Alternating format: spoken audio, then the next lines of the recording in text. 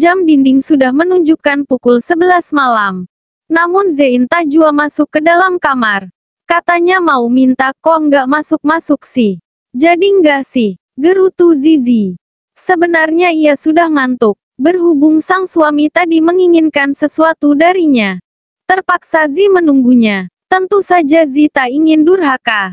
Sudah cukup ia menggantung pria itu selama ini. Penasaran dengan apa yang dilakukan sang suami, akhirnya Zi pun memutuskan mencari tahu apa yang dilakukan pria itu.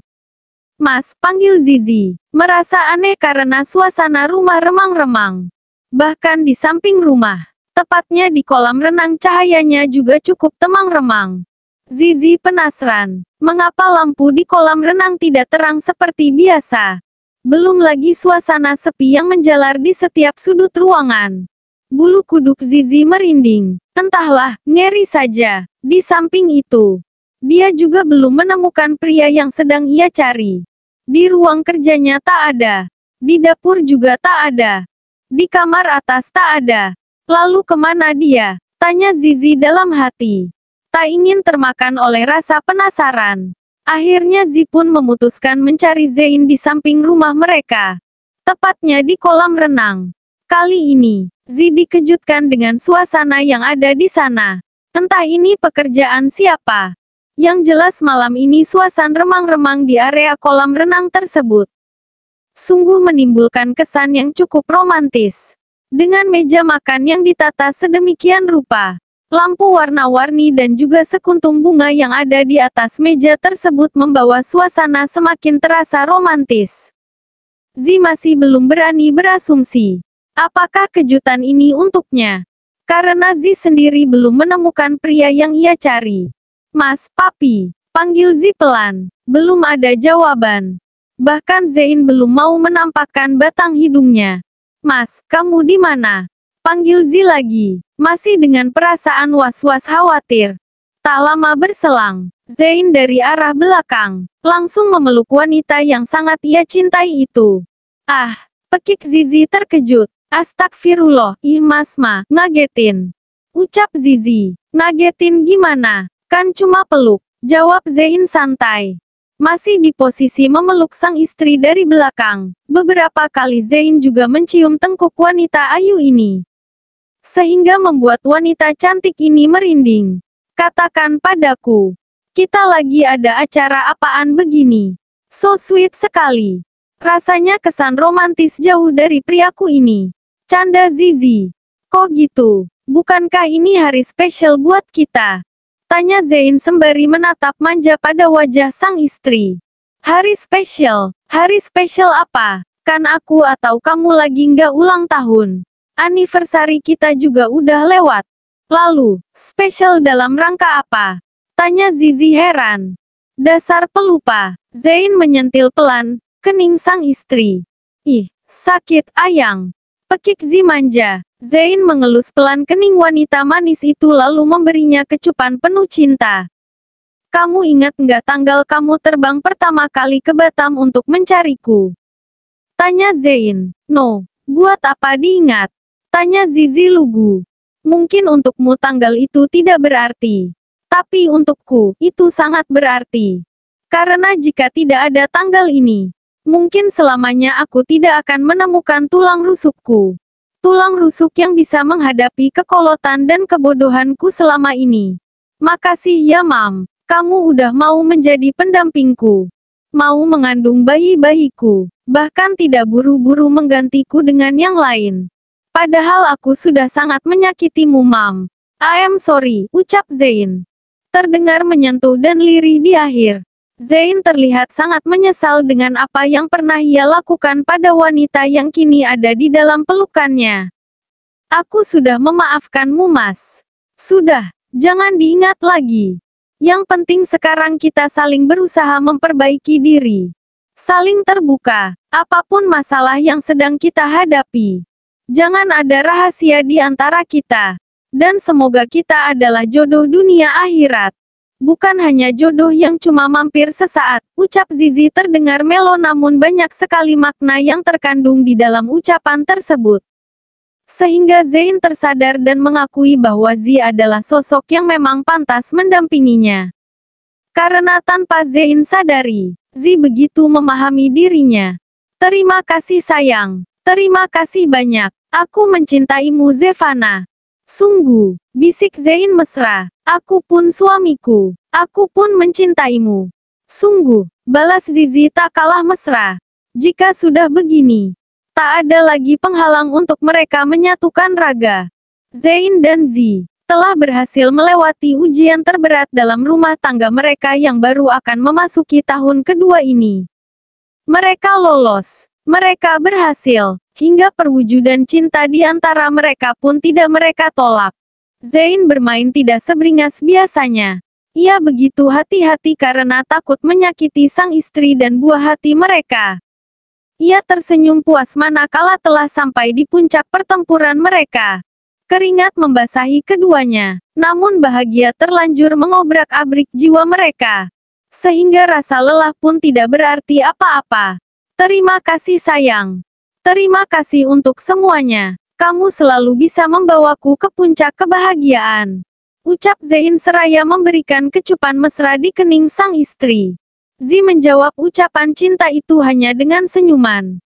Sebab sejatinya, ia masih merasa malu. Sebab apa yang mereka lakukan barusan berasa seperti malam pertama lagi. Malu tapi ingin bersyukur malam romantis yang Zein inginkan berjalan mulus tanpa kendala sedikit pun. Beberapa kali pria tampan tersenyum bahagia. Karena ia telah berhasil menaklukkan wanita manja ini. Zein telah berhasil memiliki hati wanita itu lagi. Dan yang pasti, Zein berjanji dalam hati akan menjaga cintanya ini. Zein tak akan pernah membiarkan wanitanya ini dilirik pria lain. Zi menyadari ada yang aneh dengan suami tercintanya. Biasanya, Zein akan langsung terlelap usai mereka melakukan hubungan suami istri. Namun saat ini, pria tampan ini malah tersenyum sendiri sambil menatap lepas ke arah langit-langit kamar mereka. Mas, Zi mencolek lengan Zein. Jawab Zein sedikit terkejut. Kenapa? Tanya Zi lagi. Kenapa apanya? Zein memiringkan tubuhnya dan langsung memeluk sang istri. Tumben masih melek. Biasanya kalau abis dapat jatah langsung tepar. Canda Zizi. Mas lagi bersyukur sayang. Mas nggak terlambat menemukanmu. Jawab Zein jujur. Zizi tersenyum, lalu menerima dengan ikhlas kecupan sang suami di bibir manisnya. Seandainya benar waktu itu aku terima lamaran Bima. Gimana perasaan kamu? Canda Zizi. Apa? Dokter jelek itu pasti akan aku tembak. Jawab Zein emosi. Hilih, orang akunya yang mau kok. Masak Bimanya yang dimusuhin. Canda Zi lagi. Nggak ada. Mana ada begitu. Pokoknya awas saja kalau sampai ketemu. Akan ku hajar pria bodoh itu. Jawab Zein, kembali menggebu. Coba aja. Besok dia mau datang ke sini tahu. Udah ku undang tadi. Ucap Zizi santai. Apa? Pekik Zein, sedangkan Zi hanya tersenyum santai. Tak peduli, meskipun Zein akan melarang. Ia tak akan mundur. Ia akan tetap menyuruh Bima datang agar kesalahpahaman antara mereka berdua tidak akan terjadi lagi di kemudian hari. Sayangnya Zein tidak terlihat senang dengan ide sang istri. Entahlah, serah kalian aja. Zein terlihat malas sekali membantu sang istri memasak. Sebab Zein tahu masakan tersebut hendak hidangkan kepada siapa. Makanan itu hendak dihidangkan untuk pria yang berani menggoda istrinya. Dikasih sianida aja mam, biar tahu rasa itu cowok brengsek. Ucap Zein sembari memotong wortel gemas seperti tak ikhlas melakukan itu. Ih, papi, dosa tahu. Harusnya papi tuh terima kasih sama dia. Sebab, selama kita pisah, dia itu yang setia nganter jemput mami kalau kerja. Setia nemenin mami ke dokter. Siap bantu mami. Siap datang ke tempat mami 24 jam kalau mami ada perlu. Asalkan jangan pas dia ada operasi atau pas kerja. Jawab Zizi jujur. Apa? Berani sekali dia. Lagi-lagi si Raja Kolot ini salah paham. Kan. Salah paham lagi kan. Ih, si papi cemburuan. Kesel jadinya ngomong sama papi kali ini deh. Ucap Zizi serayan mengaduk ayam goreng yang sebentar lagi masak itu. Kesel mam, berani sekali dia. Apa dia nggak tahu siapa suamimu? Zain cemberut. Astaga ini orang. Papi tuh bisa nggak sih sekali-kali mikirnya pro dengan mami? Kan, sekarang aja. Dia belum tahu kalau kita balikan. Ini baru mau dikasih tahu. Biar nggak salah paham lagi. Papinya biar nggak cemburuan. Dianya juga. Biar tahu batasan kalau bercanda sama mami. Zizi berdecak kesal. Ya pokoknya mami nggak boleh dekat-dekat dengan pria brengsek itu. Titik. Saud Zain. Astaga, ngomong sama papi berasa ngomong sama kulkas. Udah keras. Dingin lagi. Serah lulah pipi. Gerutu Zi dalam hati. Ih, duo baby belum lahir kita udah mami papi aja. Zizi terkekeh. Biarin aja. Zain masih cemberut. Astaga pi. Kamu kelewat posesif tahu. Pencemburu akut. Dahlah. Mami nggak tahu lagi mesti gimana ngadepin kamu. Yang jelas mami nggak selingkuh. Mami masih sama. Seperti mami yang dulu papi kenal. Udah gitu aja titik. Jawab Zizi enggan memperdebatkan sesuatu yang kurang penting menurut Zizi. Namun tidak dengan Zain. Sepertinya ia masih belum puasa menekankan pada sang istri. Agar dia jangan lagi berhubungan dengan Bima. Si dokter sialan itu. Aku nggak mau bantu masaklah. Malas jadinya. Gerutu Zain tiba-tiba. Lagian nggak ada yang suruh papi bantuin masak. Kan katanya tadi ada meeting jam 11. Kenapa masih asik di dapur? Tanya Zi aneh. Ya suami anehnya ini. Kini semakin aneh. Bertambah aneh. Bagaimana tidak? Kemanapun ia pergi. Pengennya nempel terus. Seperti anak kecil yang selalu mau ikut kemanapun ibunya pergi. Dasar pria aneh. Aku di sini cuma mau tahu. Kemana mami masak buat itu pria brengsek. Aku cuma nggak mau kamu masakin dokter sialan itu enak-enak. Nanti dia keenakan. Terus kecanduan. Terus minta bertamu ke sini terus. Lalu kalian bakalan sering ketemu. Siapa yang bakalan rugi? Aku juga kan. Zain terlihat mulai mengeluarkan apa yang ada di dalam pikiran bodohnya. Zizi tersenyum sembari melirik asisten rumah tangga yang kini ada di sebelahnya. Wanita paruh baya itu juga terlihat gemas dengan Zain. Ya udah, papi duduk aja manis-manis. Entar kalau udah matang, papi cobain semua. Oke, canda Zi, dengan senyum menahan tawa. Oke lah kalau begitu, aku duduk manis aja sambil nungguin dokter sialan itu datang. Akan kucongkel matanya kalau berani lama-lama ngelihatin mami. Jawab Zain ketus. Zizi dan asisten rumah tangganya saling tertawa. Namun lirih. Takut Zain mendengarnya. Karena Zi tahu betapa sensitifnya seorang Zain sekarang.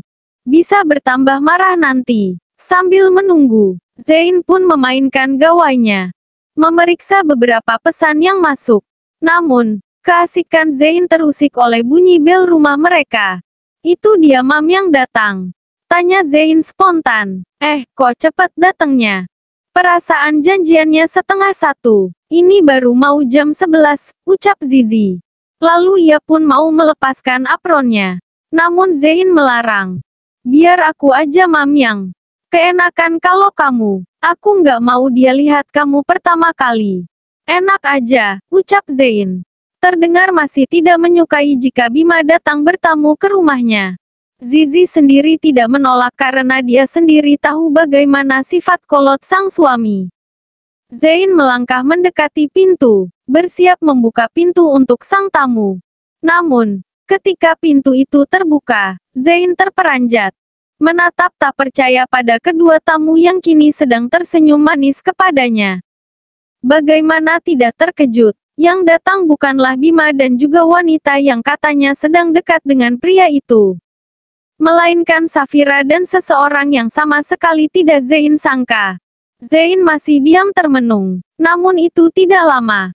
Safira yang kini tengah tersenyum lebar, langsung menyapa sang kakak dengan wajah super ceria. Surprise! Pekik Safira. langsung menghambur ke pelukan sang kakak. Oh, oke, sambut Zain gagap. Sedangkan matanya masih menatap intens pada wanita yang pernah dipacarinya itu. Ngapain kamu ajak dia? Tanya Zain begitu Safira melepaskan pelukannya. Ye, abang jangan GR. Kita berdua kemari bukan mau ketemu abang. Kami kemari mau ketemu Kak Zi. Mana Kak Zi? Safira melongokkan kepalanya. Mencoba mencari sang kakak ipar. Apa? Ketemu Zi. Mau apa lagi dia? Mau ngaku-ngaku aku punya utang atau mau ngaku-ngaku udah aku tipu? Tanya Zain ketus. Ih, abang ini. Suudzon aja dah. Aku sama Vita udah janjian sama Kak Zi. Kami mau ngumpul bareng. Pas banget Vira ada kerjaan di sini. Terus si Krazi Rionti ini juga pas lagi ada waktu. Ya udah kenapa nggak sekarang aja kita ketemuannya? Iya kan Fit? Safira menatap kesal pada Zain. Vita mengangguk sekilas. Yang penting jangan buat istriku nangis dan kelelahan. Aku nggak mau istriku stres karena kedatangan dia nih. Ucap Zain memperingatkan. Tenang aja abangku sayang. Pelakor satu ini udah jinak sekarang. Lagian dia sekarang udah nggak tertarik lagi sama abang. Pacar dia lebih keren, lebih seksi tahu. Jawab Safira sembari menarik tangan Vita. Mengajak wanita itu masuk ke dalam rumah sang kakak. Sedangkan Zain masih tak habis pikir. Mengapa sang istri mau bertemu dengan mantan pacarnya tersebut? Tak lama berselang, rasa penasaran pun mengundang Zi untuk melihat siapa gerangan tamu yang datang. Siapa yang datang Pi? Tanya Zizi. Surprise. Pekik Safira girang. Vita hanya diam sambil tersenyum. Tepat di depan Zi.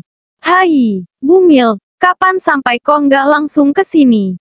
Mana suami? Cecar Zizi senang. Suami lagi meeting, belum bisa mampir. Tadi cuma nurunin kita, abis itu dia langsung cabut. Oh iya, Kak, nih katanya mau ketemu sama Mbak mantan. Canda Safira. Bukan Zizi yang terkejut dengan ucapan Safira, tetapi Zain. Pria tampan itu langsung menyenggol tangan sang adik. Tentu saja reaksi Zain ini membuat Safira malas. Apa sih abang Pekik Safira kesal. Tadi udah dibilangin jangan bikin kakakmu marah, bisik Zain lirih. Orang Kak Zinya nggak apa-apa sih. Abang aja yang baperan, tangkas Safira. Makin merasa kesal dengan abang jeleknya ini. Sudah, sebaiknya kita ke meja makan aja yuk. Icip-icip masakanku, daripada ngurusin pria baperan ini. Capek, bener deh. Yuk Mbak Vita, kita ke dapur aja yuk. Ajak Zizi seraya menarik tangan Vita. Sedangkan Safira menjulurkan lidah, meledek Zain. Terang saja, adegan ini membuat Zain bingung. Sejak kapan mereka dekat? Sejak kapan mereka bersahabat? Apakah aku melewatkan sesuatu? Gumam Zain bingung.